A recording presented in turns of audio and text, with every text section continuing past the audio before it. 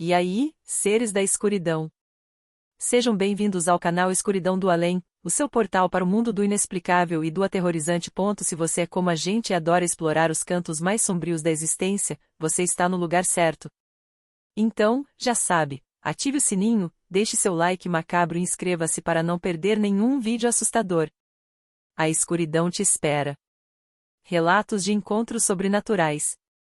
Helga e a boneca assombrada.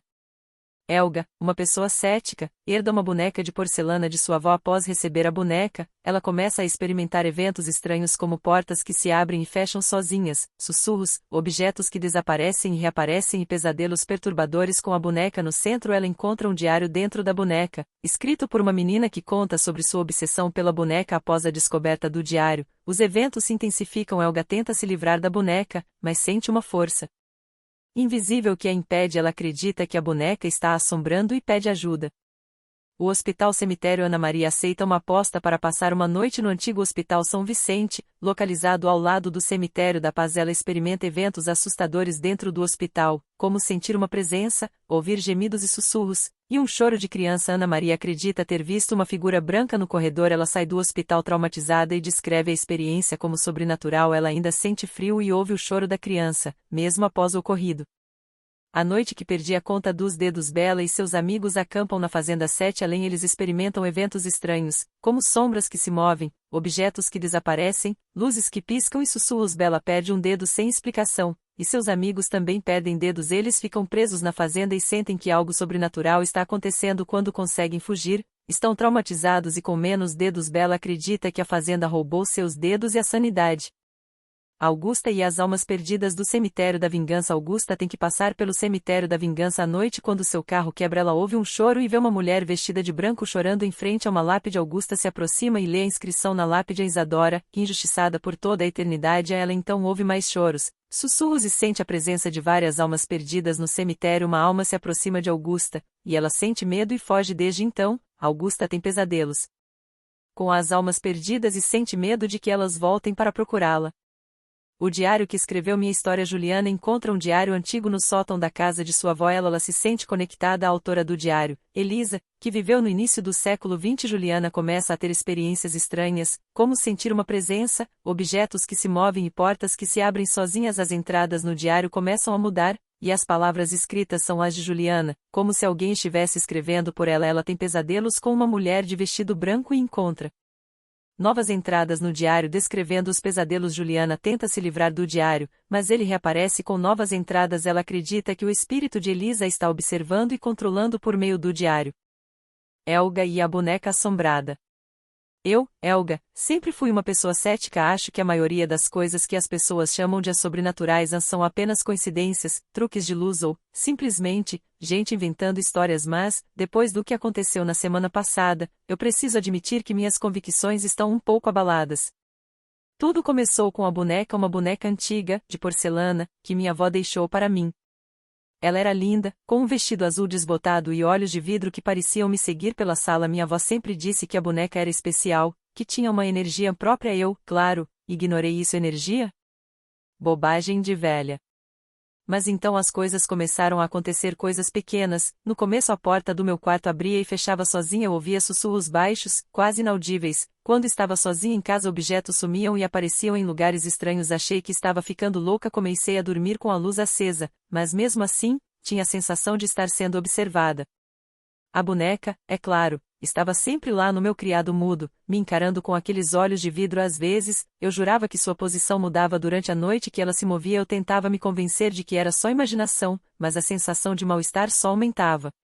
A boneca no centro de tudo. Ela me seguia pelos corredores escuros de uma casa velha e decadente, seus olhos de vidro brilhando na penumbra. Eu acordava suando frio, o coração batendo forte no peito. Até mesmo durante o dia, eu sentia a presença dela, uma sensação fria e opressiva que me deixava arrepiada. Um dia, resolvi fazer uma limpeza no meu quarto. Enquanto arrumava as coisas, encontrei um pequeno diário escondido dentro da boneca. As páginas estavam amareladas pelo tempo, a tinta desbotada, mas a letra era legível. Era um diário escrito por uma menina, aparentemente da mesma idade que eu, que contava sobre sua vida, seus medos, seus sonhos e sua obsessão por aquela boneca. O diário terminava abruptamente, com uma entrada que me deixou com o sangue gelado. Ela está aqui, ela está me observando, eu sei que ela está aqui. Depois dessa descoberta, as coisas ficaram ainda piores, os sussurros ficaram mais altos, os objetos se moviam com mais frequência, e os pesadelos se tornaram ainda mais intensos. Eu senti a presença daquela menina, presa na boneca, me observando, me atormentando. A sensação de que algo estava errado, profundamente errado, era insuportável.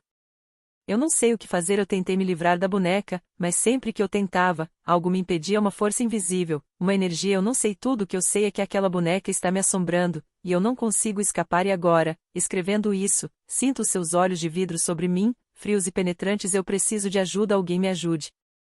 O hospital cemitério. Oi, gente! Ana Maria aqui, para contar um relato que vai fazer vocês repensarem sobre a próxima vez que forem visitar um cemitério, principalmente se ele for perto de um hospital abandonado. Juramento. Não estou brincando. Tudo começou com uma aposta idiota. Meus amigos estavam falando sobre lugares assombrados em nossa cidade, e eu, sempre a corajosa, ou a burra, dependendo do ponto de vista, disse que não tinha medo de lugar nenhum aí. Um deles, o Zé, lembrou do antigo Hospital São Vicente, aquele que fica colado ao Cemitério da Paz, hospital abandonado. Cemitério antigo, a combinação perfeita para o terror, né? Ele apostou R$ 10 que eu não passaria uma noite lá dentro. Aceitei, claro, R$ 10 são R$ 10. Mas, sinceramente, eu não esperava nada além de um pouco de frio e alguns ratos. Eu estava errada, muito errada. Chegamos ao hospital por volta das 10 da noite. O lugar era assustador mesmo de dia, imagina à noite. Janelas quebradas, paredes rachadas, mato crescendo por todos os lados. Um clima pesado, sabe? Aquele tipo de silêncio que te deixa com os pelos em pé. O Zé e os outros ficaram do lado de fora, me esperando. Eu entrei sozinha, com uma lanterna na mão e o coração na garganta. O cheiro era horrível, um misto de mofo, poeira e algo indefinível, algo que me fez pensar em morte. Andei pelos corredores escuros e gelados, a lanterna iluminando apenas um pequeno espaço à minha frente. As sombras pareciam se mover nos cantos dos quartos, e eu ouvia barulhos estranhos, gemidos baixos, sussurros, o ranger das portas. Meu Deus, era tudo muito real.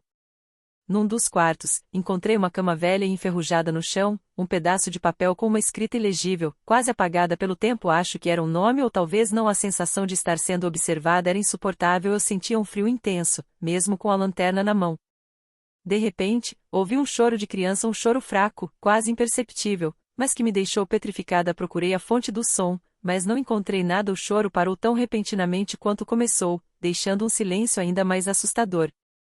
Passei o resto da noite em pânico a cada barulho. Eu pulava, o coração disparado. Eu via sombras se movendo nos cantos dos olhos, sentia toques leves no meu braço, e, juro, vi uma figura branca se movendo no corredor. Eu não conseguia distinguir se era minha imaginação ou não. Eu estava completamente apavorada. Quando o Zé e os outros me encontraram pela manhã, eu estava quase em estado de choque. Eu estava tremendo, pálida, e meus olhos estavam fundos. Eu mal conseguia falar. Eles riram da minha cara, claro, mas eu não conseguia rir junto. Eu estava traumatizada. Eu não sei explicar o que aconteceu naquele hospital, mas eu sei que não foi só a minha imaginação. Eu senti algo lá dentro, algo que me deixou profundamente perturbada, algo sobrenatural e, gente, eu nunca mais vou me aproximar daquele lugar nem por R$ 10.000. A aposta eu ganhei, mas o preço foi alto demais. Eu pago até hoje com pesadelos constantes e o pior? Às vezes, eu ainda sinto aquele frio e ouço aquele choro de criança. 7 além, a noite que perdi a conta dos dedos. Oi gente, Bela aqui.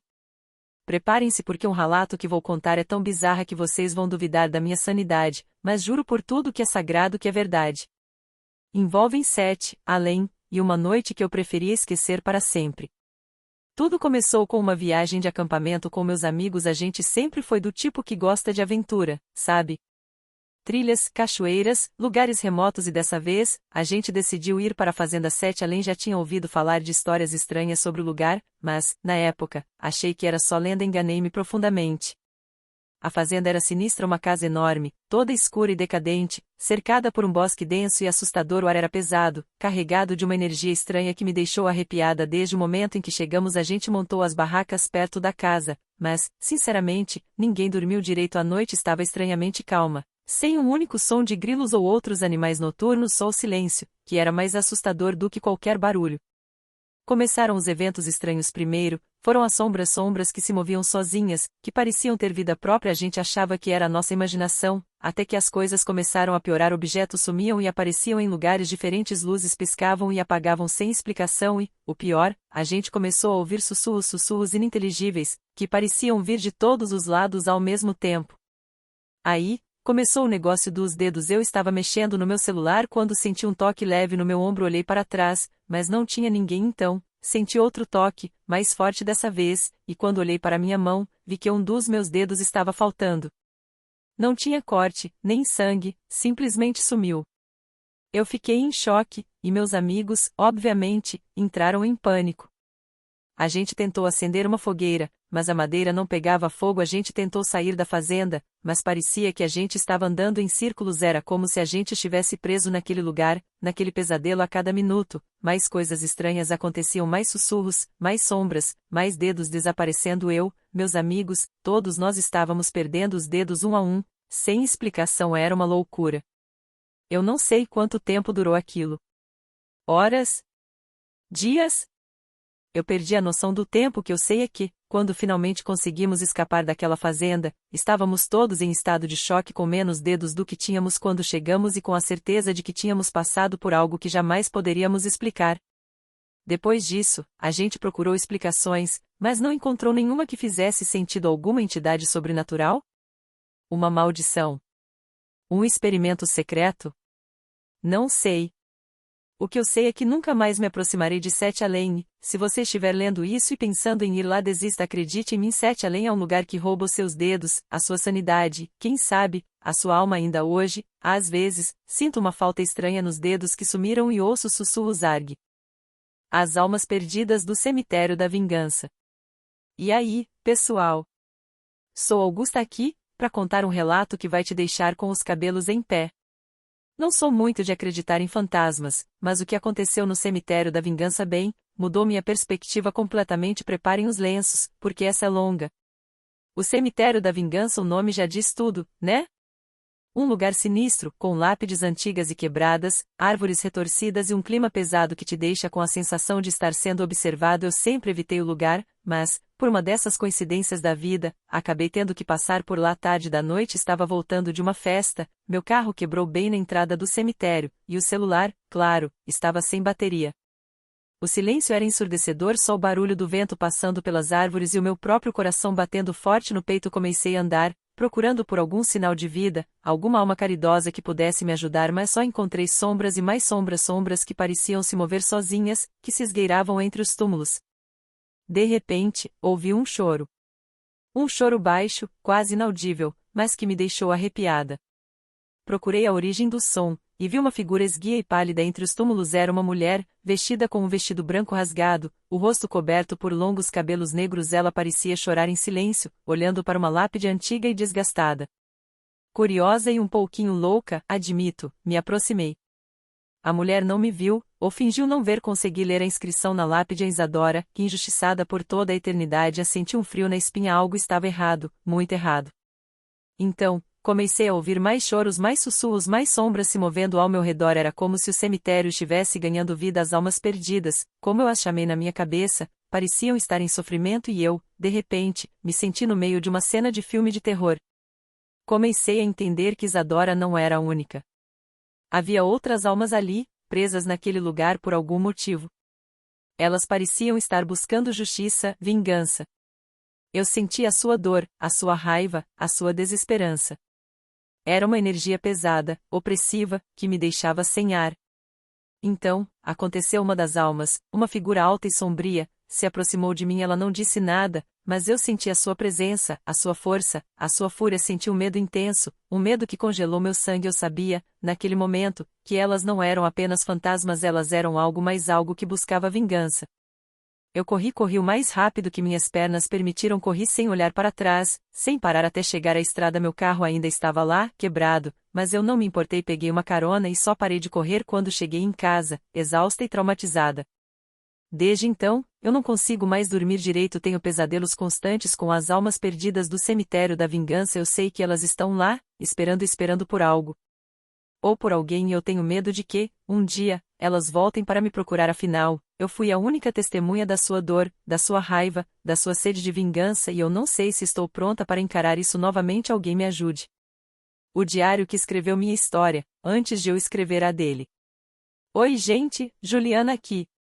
Vocês acreditam em coisas sobrenaturais? Eu sempre fui meio cética, mas depois do que aconteceu, tenho minhas dúvidas. Um relato começa com um diário antigo que eu achei no sótão da casa da minha avó, um diário de couro, todo rachado e desbotado pelo tempo, com uma trava enferrujada que custou uma eternidade para abrir. Dentro, uma caligrafia elegante e antiga, escrita em tinta desbotada, era o diário de uma mulher chamada Elisa, que vivia no início do século XX. Ela descrevia sua vida, seus amores, seus medos, seus sonhos, uma vida comum, cheia de detalhes fascinantes. Eu me senti conectada a ela, quase como se a conhecesse pessoalmente. Passava horas lendo, mergulhada na história de Elisa. Mas então, as coisas começaram a ficar estranhas. Eu sentia uma presença no quarto. Mesmo quando estava sozinha, objetos se moviam, portas abriam e fechavam sozinhas, coisas pequenas, que eu tentava ignorar, atribuindo à minha imaginação, mas a sensação de que algo estava errado persistia. As entradas no diário começaram a mudar. Não eram mais as palavras de Elisa, mas sim minhas. Eu não estava escrevendo, mas as palavras apareciam ali, como se alguém estivesse escrevendo por mim. No começo, eram frases curtas, sem sentido, mas depois elas começaram a descrever eventos do meu dia a dia, coisas que só eu saberia. Eu fiquei apavorada, tentei parar de ler o diário, mas era como se uma força invisível me obrigasse a continuar. A escrita se tornava cada vez mais detalhada, descrevendo meus pensamentos, meus sentimentos, meus medos mais profundos. Era como se Elisa estivesse me observando, me conhecendo melhor do que eu mesma. As coisas pioraram. Eu comecei a ter pesadelos horríveis, sempre com a mesma imagem: uma mulher de vestido branco, com os olhos vazios, me observando do fundo de um corredor escuro. Eu acordava suando frio, com a sensação de que algo estava errado e, sempre que acordava, encontrava novas entradas no diário, descrevendo meus pesadelos com detalhes assustadores. Eu tentei me livrar do diário, joguei-o no lixo, queimei-o, até tentei afogá-lo num rio, mas, sempre que eu achava que tinha me livrado dele, ele reaparecia na minha escrivaninha, com novas entradas, sempre descrevendo meus pensamentos, meus atos, meus medos mais profundos. Comecei a me sentir presa, controlada por algo que eu não conseguia entender. Era como se Elisa, ou o espírito dela, estivesse usando o diário como um meio de se comunicar comigo, de me controlar. Eu estava presa numa teia de mistério e medo, sem saber como escapar. Eu não sei o que fazer. O diário continua aqui, na minha frente, com novas entradas escritas a cada dia. Eu não consigo parar de ler, não consigo parar de escrever. Eu estou presa num ciclo de terror e mistério, controlada por um diário antigo que parece ter vida própria, e eu não sei como me libertar. Alguém me ajude. Eu sinto que estou perdendo o controle. E aí, pessoal da escuridão? Se você curtiu esse relato sinistro e quer mais histórias de arrepiar, já sabe, inscreva-se no canal Escuridão do Além e ative o sininho para não perder nenhum vídeo. A gente se encontra no próximo mergulho nas profundezas do inexplicável. Até lá, e cuidado com a escuridão.